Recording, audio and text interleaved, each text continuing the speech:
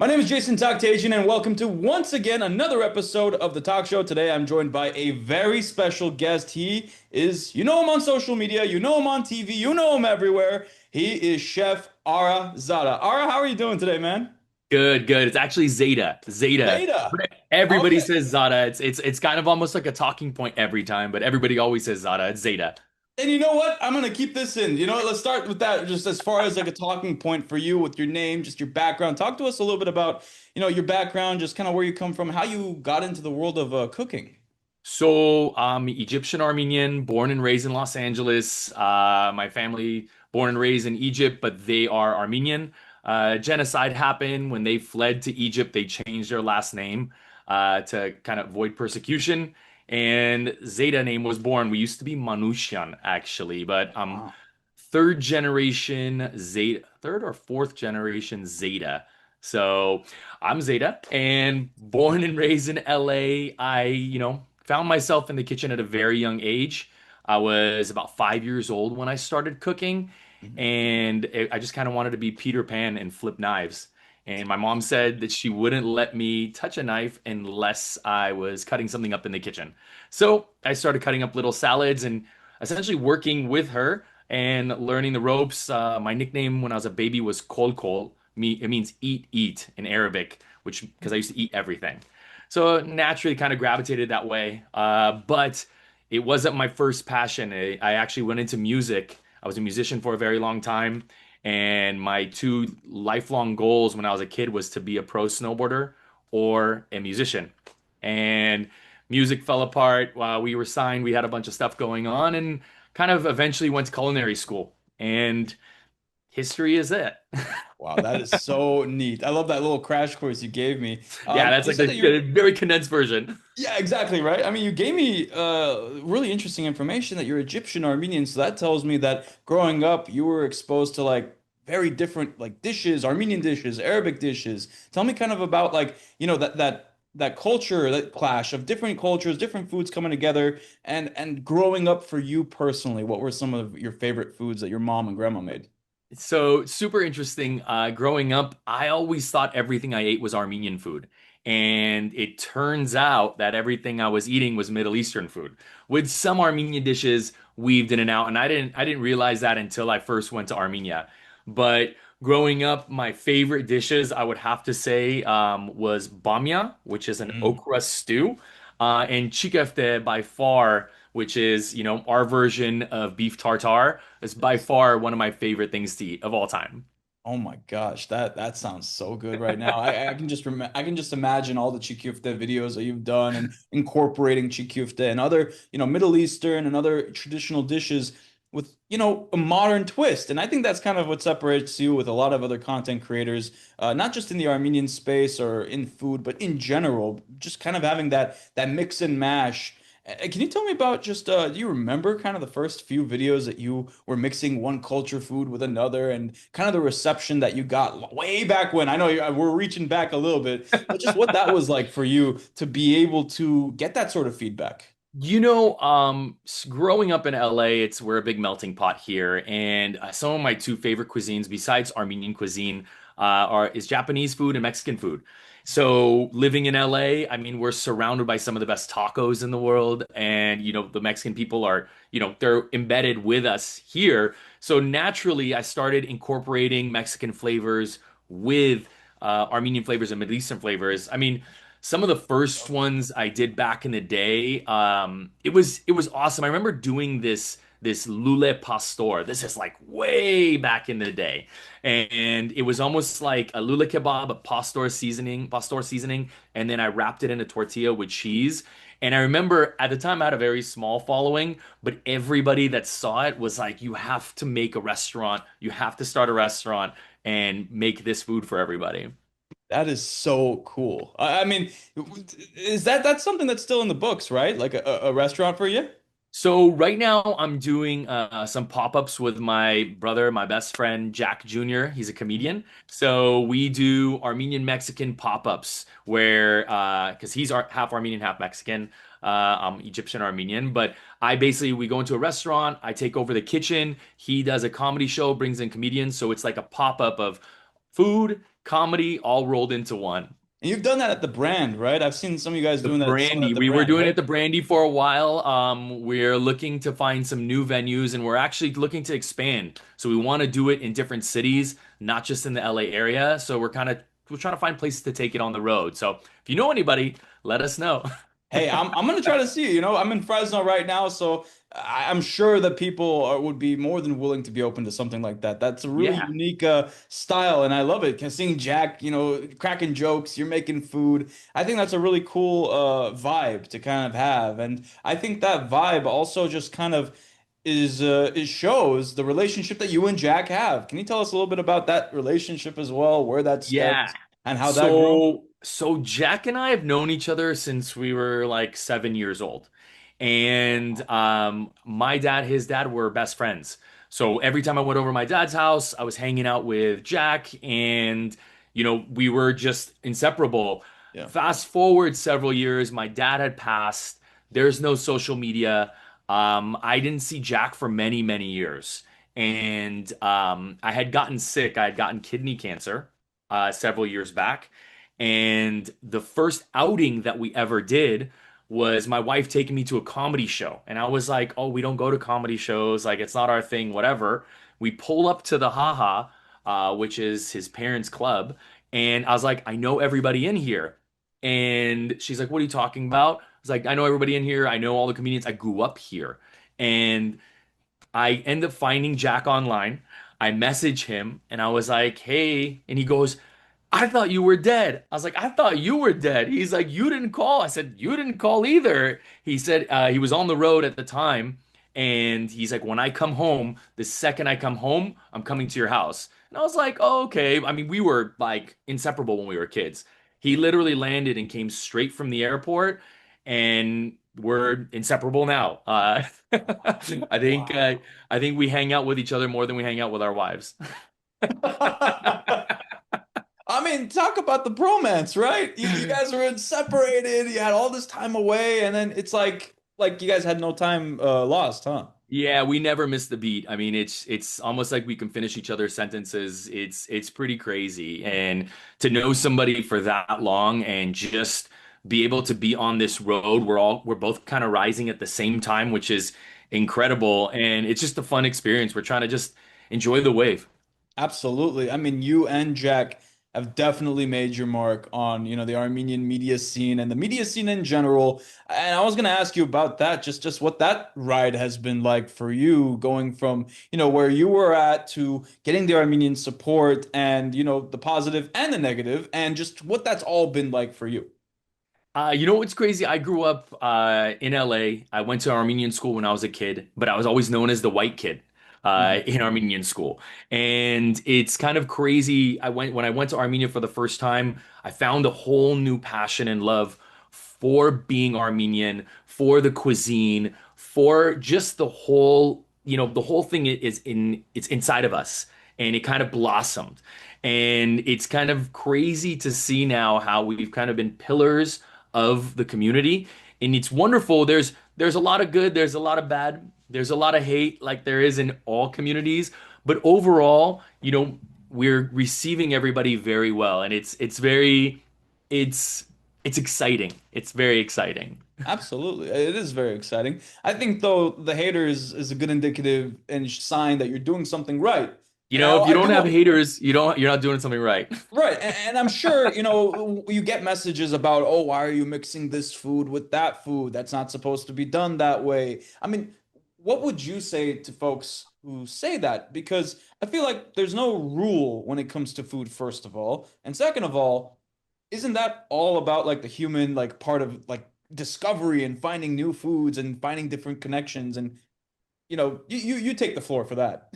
So it's funny that you asked that. So I see ingredients like paint on a canvas, right? And if we painted everything with the primary colors, we'd never get new colors. And when you mix colors together, you get new, beautiful artwork. And I think it's just the same with food. You take an ingredient from somewhere, it doesn't belong to them. It's not belonging to one culture. You take it and you mix it with something that you know, and you can create brand new art every time. Like if we stay traditional with everything and we focus on what we have, we'll never grow. We'll never grow as a community, as a culture, in any aspect. I mean, look, somebody invented a wheel and then somebody put an engine on the wheel and now we have cars, right? I Yep. think flavors, ingredients, I think people get really hung up on staying so traditional. Traditional is wonderful. It's Yeah, great.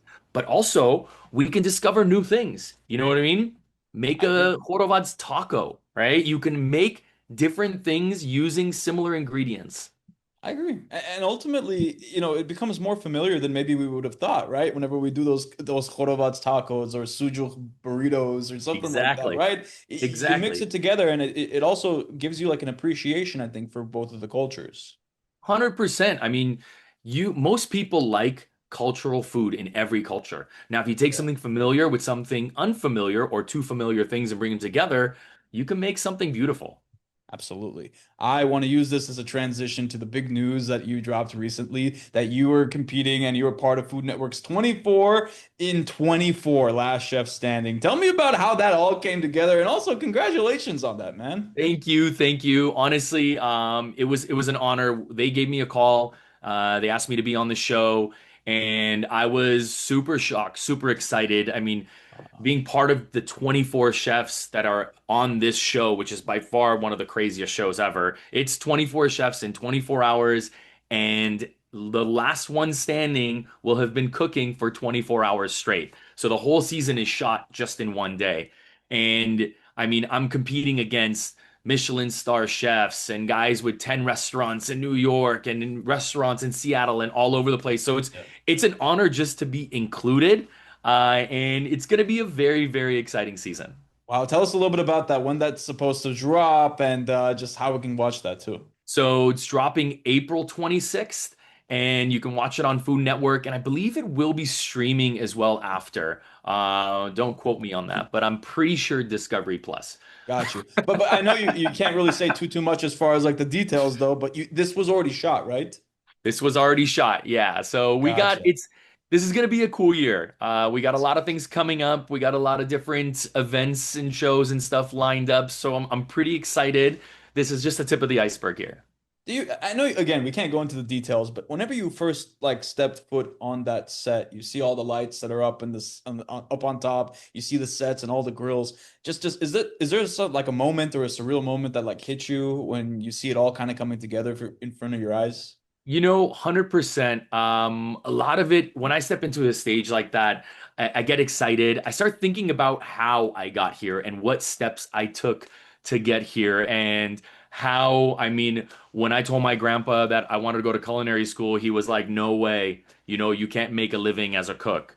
And it all kind of comes together in one big surreal moment. And it truly is exciting. I'm doing what I love to do and I get to share it with the world and I get to promote our Armenian heritage everywhere along the way. So you'll see me, you'll see it in the promo pictures. What I'm wearing, it's actually the Yera Queen. So we got the colors of the Armenian flag in my clothes. That's so cool. That's so cool. Always And subtle. I know, but great transition too for the shirt that you're wearing right now because that looks pretty new and that Yeah. also looks pretty neat. Tell me a little bit about that shirt. So I came out with a line of Armenian heritage shirts. So it's Armenian American. This is one of them. This is actually the bestseller right now. It's got the Armenian flag, the American flag, little fist for strength, and it's got Armenian roots kind of Oh, coming down. wow. So I wanted to do a couple different things for Armenian Heritage Month, which is this month. Yes. So this is one of the shirts, and I have another one that has like a feather flag, and I got a couple other things coming out. Wow, that is so neat. Look, you, I think, are representing the Armenian community in a very positive way, and I think food is one of those, ways that you can bring so many different people together. W when you think about it, I'm not trying to put you on the spot or anything, Yeah. but whenever you first started, getting more and more followers and, getting more, connected with the Armenian community, are there any, maybe notable people or maybe people within, the culinary world that you were able to meet because of this, that you maybe admired or looked up to and it maybe built a relationship with? Before I blew up on social media, I was doing a lot of food styling, and I was doing food styling for TV networks, and I had the ability to meet a bunch of different celebrity chefs. So I've worked with just about everybody. And what that showed me at the time was there is a space in the food world to cook and be on camera. And I remember working on a TV show. I can't name the name, but I was working with Jose Andreas and Wolfgang Puck and all these amazing, incredible chefs. And I kept telling the producers, put me on, put me on, put me on. They're like, what are we going to talk about? What are we going to talk about?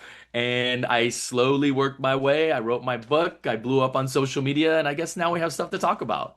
That lavash book is in my house, actually. We got that Amazing. book. I got that book, and literally, I will never forget. Like years later, I saw you on social media, and I'm like, wait a minute, this is the guy that wrote lavash. And I have the Yeah, book here. I have the book in my cousin's house, I and love like we that. all had it.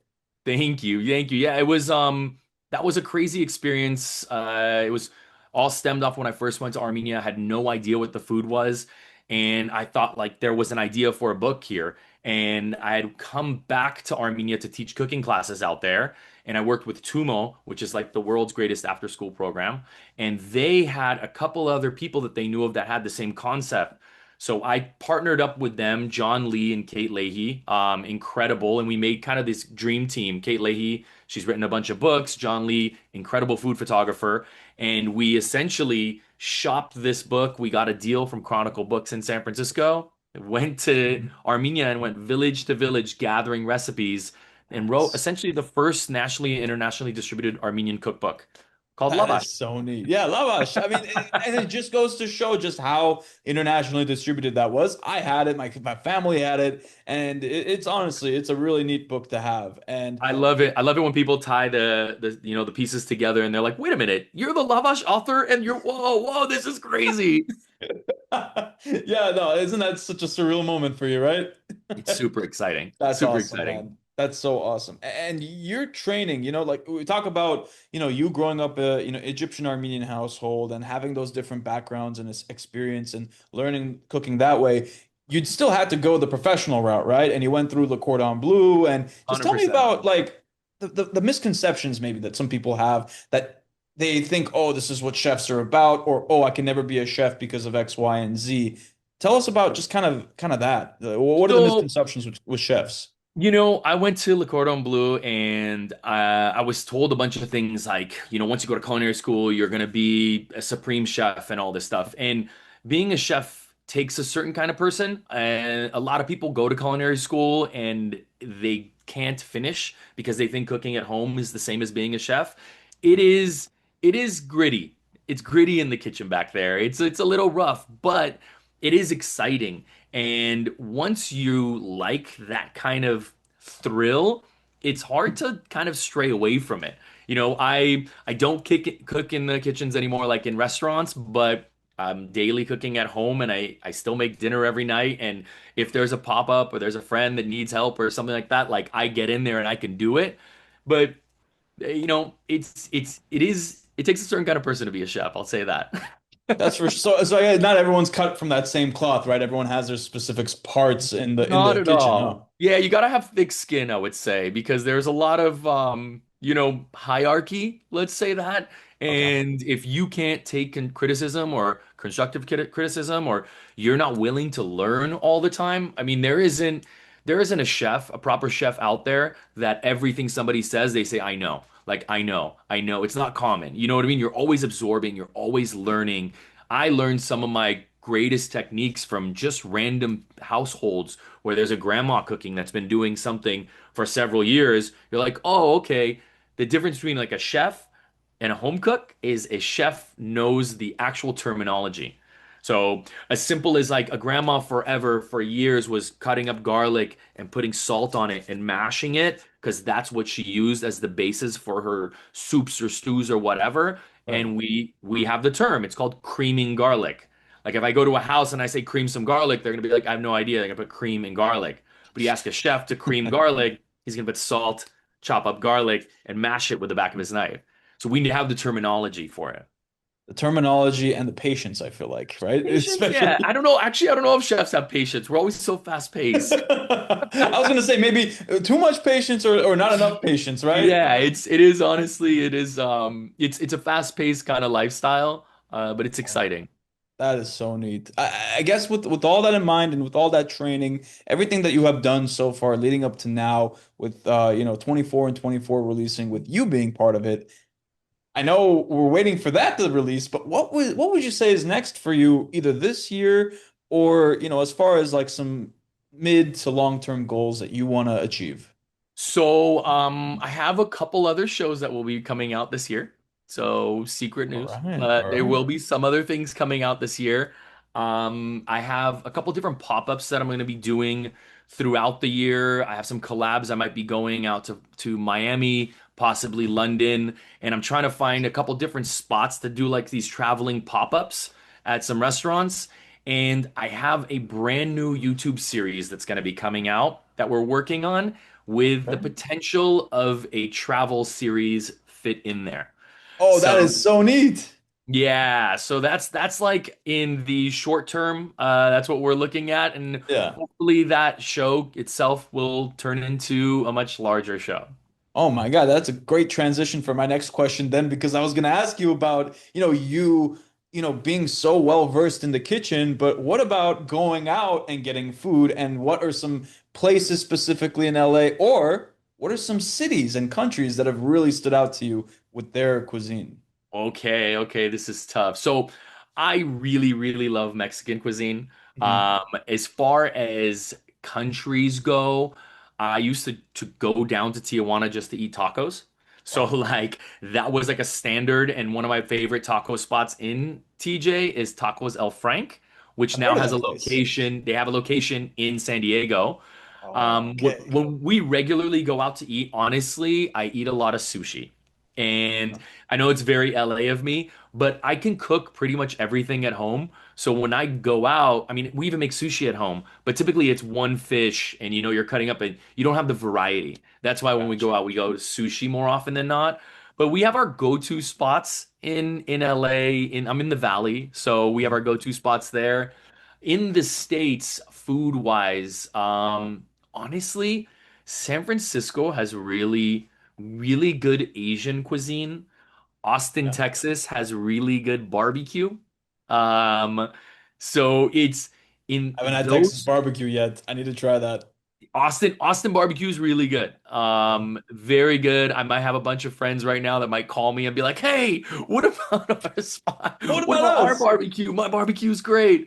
But you know, there are a lot of good restaurants and a lot of good pockets. I don't want to just highlight just one or two, For but as sure, far for as like sure. food scenes, we go out to sushi a lot. Nice, nice, nice. Because it's always like something that like you think about whenever you think about a chef who makes so much food. It's like, what do they go eat? What is their, Yeah. like kind of cheat meal, I guess you could say. A lot of chefs I know, it's like really kind of basic food. I Mm. know a lot of chefs that like when they eat, when they want to cook for themselves, it's something really simple, like pizza, mac and cheese, chicken tenders. My Interesting. go-to, oddly enough, when I go out to restaurants, I love chicken wings. Like I feel like chicken wings are like the safest, best food you can get. And if there are chicken wings on the menu, you'll see me order it. That is so interesting. I have to admit, Ara, my grandpa, growing up, or not growing up, but whenever he moved to the United States, he worked his way up to be a chef, and he ended up becoming a sous chef for a French restaurant in the Twin Towers called Oh, no Windows of the way. World. No way. That's That's awesome. that's where he was a sous chef. And whenever I would ask him about like, oh, grandpa, like, let's go out to eat, or like later on, he would not want to because Yeah. I can cook it all at home. Why would I go spend the money over there? Yeah. And it's so funny because uh now this conversation reminds me of that conversation with my grandpa, and it was like a while ago. It's And true. It's one of those things that like we can make everything at like people always say, "What's the best steakhouse?" I go, "My house." You I know like what? that. Where can we get the best kebab? My house. I mean, like, it's just we make food here every day. I make Yeah. it, and I appreciate the food I get at all the restaurants. Trust me, like, I will never put down somebody that serves me food. Of That's course. one thing I would never do. No, it doesn't matter what it is. I think it's just how I was taught, how I was raised. If somebody serves you food, there's no point in opening my mouth and trying to put them down. Now, if you ask me for serious critiques, that's a different question, right? You're asking for it. But Right. if you just serve me food, I'm just gonna be happy. Okay, I may not come there ever again, but Yeah. but I'm gonna eat it. Exactly, as you should. That's so neat. Like it just yeah, that really dawned on me. Like I lost my grandpa about like 5 or 6 years ago, and that Oh I will man, never forget. Growing up as a kid with me, my sister, my cousins, and he would just whip out a whole pizza. He would make the dough by hand. He'd make the yes, marinara sauce by hand. He'd do he would sometimes he would even make the cheese by himself. that's amazing. And That's he would amazing. do it and he would whip it up and then he would also make like fresh hamburgers as well. He would make the bread for it, like That's so everything by cool. scratch. Not even the sauce he would go and compromise. That's so So, cool. I love it. yeah. It's a little bit how my house is. You know, Yeah. we it's just part of it. Once you know that how to do certain things, it just becomes simple. And if you love doing it, it's not work. You know, I enjoy it. I enjoy it. If I'm at somebody's house and I'm sitting there, I'm kind of like, I need something to do. Where's the kitchen? Like, what can I do? Yeah. I'm gonna get a That bunch of that's so invites right interesting. now. I was gonna say because like for me, I kind of struggle. I'll completely be honest. I struggle sometimes to cook for myself when I'm home by myself.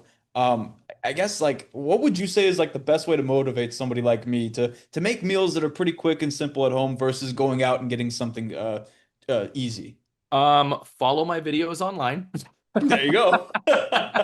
You know, I try to do things very simple for people, and I try to, especially our cultural dishes, we're taught that they take so long, it takes hours and hours to do. But the reality is you can do them pretty quickly. Like they might not be as good as grandma made it, but I make a lot of tricks and tips, and it does help to make quick dinners. But the second best thing I would say, invest in a good knife and Ooh, take care of a good knife. I tell everybody because they say, "Hey, which knife block should I buy?" I say, take all the money you're going to spend on one block and buy one knife, and then take care of it. Don't put it in the sink. Don't put it in the dishwasher. Cleaning a knife, 3 seconds. You take it in the sink and wipe it. It's done. You don't never put it anywhere but back into its sheath. It'll make cooking so much more enjoyable. fantastic. Okay, I'm gonna take that advice, and then we'll talk a little bit later about like what type of knife I should get. That's for sure. For But sure. Ara, thank you so much for being on the show. I really appreciate it. We're coming up, running out of time, but thank you so much for just talking to me about your background, talking to me about what's working on right now, and just opening up about everything else. So thank you for being on the show. Thank you for having me, man. This was really awesome. All righty, take care. I'm out. I love it. I was waiting for that.